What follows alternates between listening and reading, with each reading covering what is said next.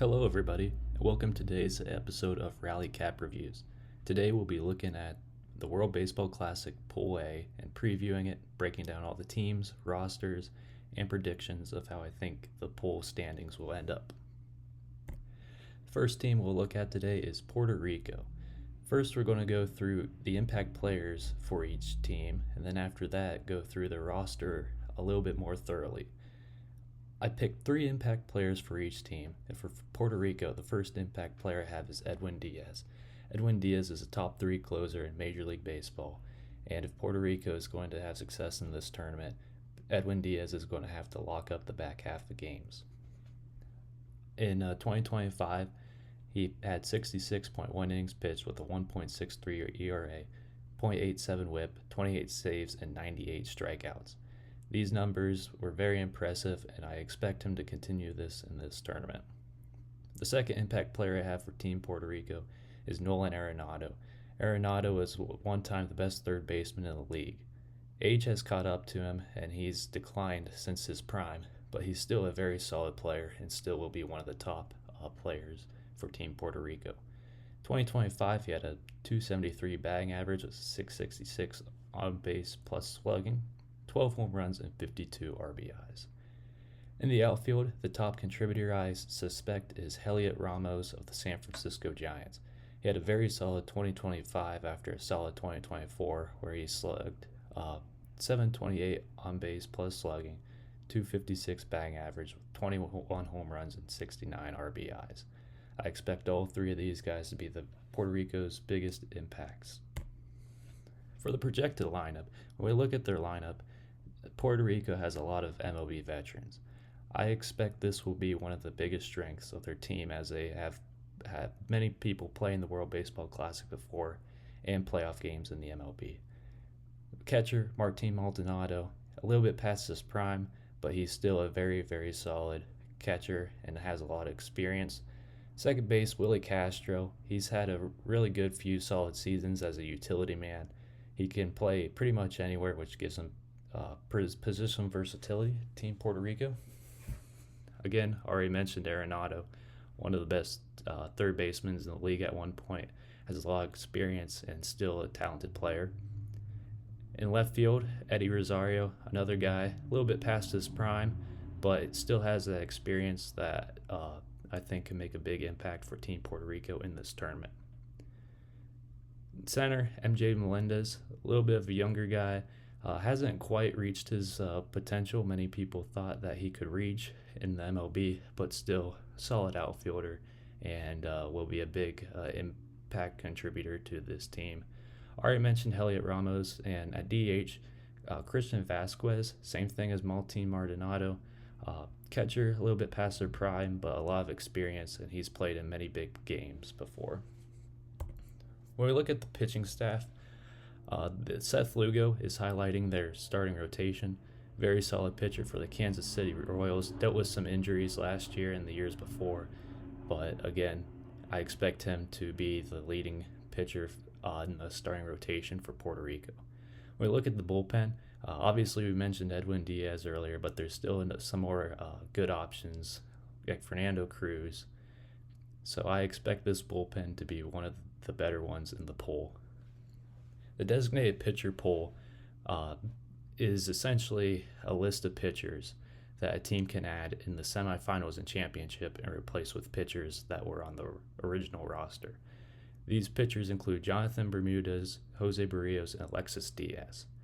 These pieces, and especially Jose Barrios and Alexis Diaz, will be big contributors if they make it to the semifinals and championship, but in pool play, they won't be able to make an impact. The next team we're going to talk about is Team Canada. The impact players I have listed for Canada is Josh Naylor, Jameson Taillon, and Otto Lopez. For Josh Naylor, he's obviously the star of the lineup, former All-Star. Last year he hit .299, 816 OPS, 20 home runs, and 92 RBIs. If Team Canada does well, he's going to have to be a big contributor.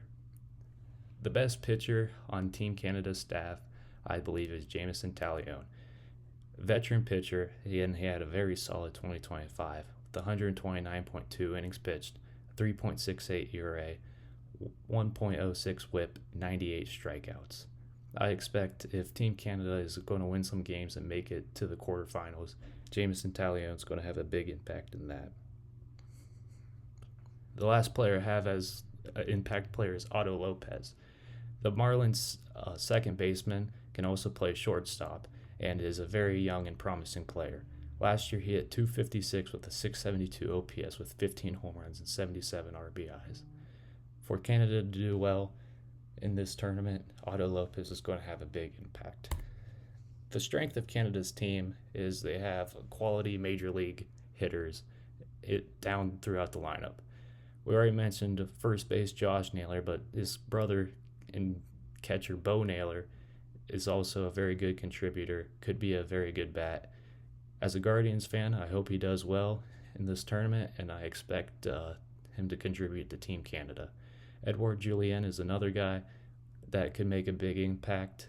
Otto Lopez, already mentioned him. Tyler O'Neill in left field brings a lot of power to the table. Definitely one of the most powerful guys in this lineup. I expect that he will have to provide some power for Canada to make a run in this tournament. Denzel Clark, very good defensive center fielder and a very speedy center fielder. And right field, Owen Casey, one of the top prospects in baseball. I expect him to have a breakout tournament and do really well for Team Canada. As for the pitching, I already mentioned Jameson Taillon, but they also have some other veterans such as Cal Quantrill, James Paxton, and Michael Soroka. These pitchers are not the most talented in Major League Baseball, but they are experienced, and therefore I think they can make a big impact in this tournament. For the bullpen, their bullpen is not that strong. They lack the star power that a lot of other teams in the World Baseball Classic have, and so I think their bullpen will be their biggest concern in this tournament. Therefore, I think the offense will really have to take control and hit well. So for Team Cuba, the three impact players I have listed are infielder Yoan Moncada of the Los Angeles Angels, starting pitcher Livan Manello, who played in the NPB last year, and outfielder Yulkis Gobert, who played in the 2023 World Baseball Classic for them. Yoan Moncada is the only active major leaguer on this team, and as so, he will have to produce for this lineup. Livan Manello is the best pitcher by far on this team, and in a competitive NPB league, last year he pitched 167 innings with a 12-3 record, 1.46 ERA, and 172 strikeouts. I expect him to be the best pitcher by far on Team Cuba and to contribute most on the mound. I expect that he will be able to hold his own against major leaguers and potentially dominate them as well. Outfield Yulkis Gobert had a very good 2023 World Baseball Classic and led the team in batting average and OPS with a .333 batting average and .844 OPS. Additionally, he drove in 2 runs as well. For the lineup, as I was saying, Moncada is the only major leaguer on this team, so I would not expect this lineup to be anything too great. Outside of him and Yulkis Gobert, there's not much of anything to note. Not many notable names. You do have a few minor leaguers here and there, and a few guys in some competitive leagues overseas. However, they don't have the quality of a lineup, I think, to do much in this tournament. Same thing with the pitching staff. I expect Livan Manello will give him a good outing in one of the pool play games. However, not many, no major league talent actually. A few guys that play in minor leagues, and a few guys that play in competitive overseas leagues. However, not much of note here, and I expect the pitching to be rough compared to some of the better pitching staffs in this tournament. For the impact players I have listed for Colombia, first, starting pitcher Jose Quintana, who is going to be pitching for Colorado this year and pitched for the Brewers last year. 2025, 131.2 innings pitched, 11-7 record, 3.96 ERA, 89 strikeouts. He will be Colombia's best pitching arm, and he will have to contribute for this team. Another impact player I have for Colombia is infielder number 7, Donovan Solano, who is currently a free agent. He's had solid years in the past hitting in a platoon situation from multiple teams, such as the Giants and Yankees, but is currently unsigned. Last year, he had a 247 batting average, a 628 OPS, 3 home runs, and 28 RBIs. He will have to produce for this lineup that doesn't have much talent, but as one of the more experienced guys on this team, I expect him to contribute for Colombia in this tournament. The next guy we got on the list is third base Giovanni Urshela, who is also currently a free agent but has spent time and had good seasons with the Yankees, and also has been started in the Indians organization, and lastly played for the Athletics, among other teams as well he's played for. So he has experience, he's a veteran, so I expect him to contribute for this team, even though his prime is a little bit past him. He's had a 238 batting average, 613 OPS, and 28 RBIs in 2025, so he did not play much. For Colombia's projected lineup, Elias Diaz at catcher and Jorge Alfaro at DH. Both of those catchers are a little bit past their primes as well, but they have experience. They've played in this tournament before, so I expect them to contribute for this team. As I mentioned already, Donovan Solano and Giovanni Urshela will have to be big contributors as well. Dian Frias isn't really that notable of a name, but as a Guardians fan, he is in the Guardians system, so it's always good to see Guardians players in the lineups for these World Baseball Classic teams. And then the next notable name is right fielder Harold Ramirez. He's had some time in the major leagues, but it's been a few years since he's played. Again, one of the more experienced guys on this roster. I expect that if Colombia is to make a run in this tournament, get out pool play, they will need him to have a good tournament. Now for the pitching staff, you got the starting rotation of Jose Quintana, Austin Berger, Luis Patino, and Nebo Chris Matt. Jose Quintana, as I said, is the most experienced, the best pitcher out of all those. And then you don't have much after that. And the bullpen too, same deal. Julio Teheran, he is the most experienced out of all these guys. He used to have quite a bit of success in the major leagues, but has fallen off and is past his prime. But you hope that he can use that experience to benefit Colombia. And for the final team in Pool A, we have Panama. Panama's impact players I have listed is infield Edmundo Sosa for the Phillies, Jose Caballero of the Yankees, and starting pitcher Logan Allen of the Cleveland Guardians. Firstly, Edmundo Sosa had a very solid 2025 for the Phillies, 276 batting average, 77 OPS, 11 home runs, 39 RBIs. He is definitely the most impactful bat in this lineup, and I expect him to have a good tournament for Panama and will be one of the leaders on this team. Infielder Jose Caballero of the Yankees had a okay 20 to 25, 236 batting average, 686 OPS, 5 home runs, 36 RBIs, but 49 stolen bases. He is a very fast and he has good defense, so I expect him to contribute to this team. Additionally, he is one of the more experienced hitters on this team, as there's not many major leaguers in the lineup, so I expect him to be one of the better players offensively for them. And for the pitching, I think Logan Allen will be their best pitcher in this tournament.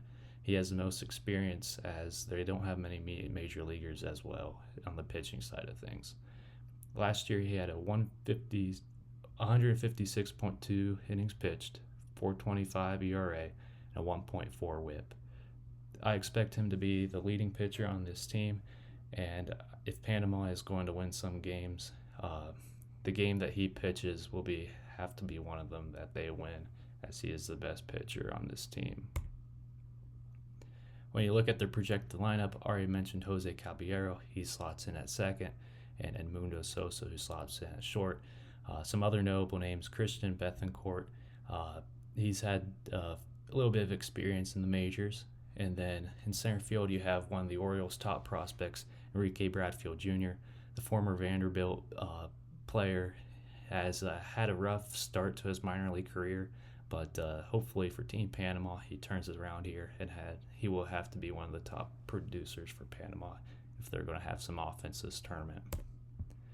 For the pitching staff, already mentioned Logan Allen, but besides that, there's not much to note. Some minor leaguers and some guys that have done all right in some international leagues. So for the predicted standings, I was debating going back and forth between Team Puerto Rico and Team Canada, who I think would win and who I think would be the runner-up. I eventually went with Puerto Rico since they have the home field advantage during this poll. I do think Canada has the more talented lineup, but I do think Puerto Rico's is almost as good. I think their pitching edges them out just slightly, although I do think Canada's starting rotation is a little better overall. But I think the home field advantage is what I have to put as the number one impact, as why Puerto Rico, I think, will win this poll. And then I just don't think Colombia, Cuba, or Panama has the talent to really compete with Puerto Rico and Canada.